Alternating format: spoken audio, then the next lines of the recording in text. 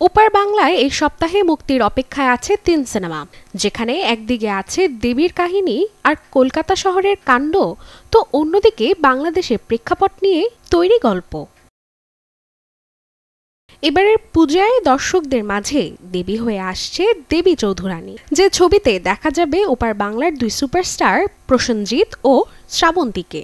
সিনেমার গল্পটা নেওয়া হয়েছে বঙ্কিমচন্দ্র চট্টোপাধ্যায়ের ব্রিটিশ বিদ্রোহ একই নামের গল্প থেকে।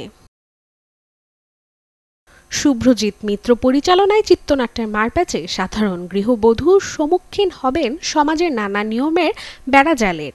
সেখান থেকেই ভাগ্যক্রমে সে দেখা পাবে এক সাধু সন্ন্যাসীর। এই সন্ন্যাসীর গুরু দীক্ষায় গৃহবধূ নিজেকে প্রস্তুত করবেন রণক্ষেত্রের যোদ্ধা হিসেবে, রক্ষা করবেন ব্রিটিশ শাসকদের কাছ থেকে ভারতবাসীকে। এদিকে উৎসবের বাংলায় রিলিজের দৌড়ে নতুন সংযোজন অনিক দত্ত পরিচালিত যত কাণ্ড কলকাতাতেই, যে ছবিতে গোয়েন্দা নায়কের ভূমিকায় দেখা যাবে আবির চট্টোপাধ্যায়কে, যার সাথে পর্দা ভাগ করতে দেখা যাবে বাংলাদেশের নায়িকা কাজী নওশাবা আহমেদকে।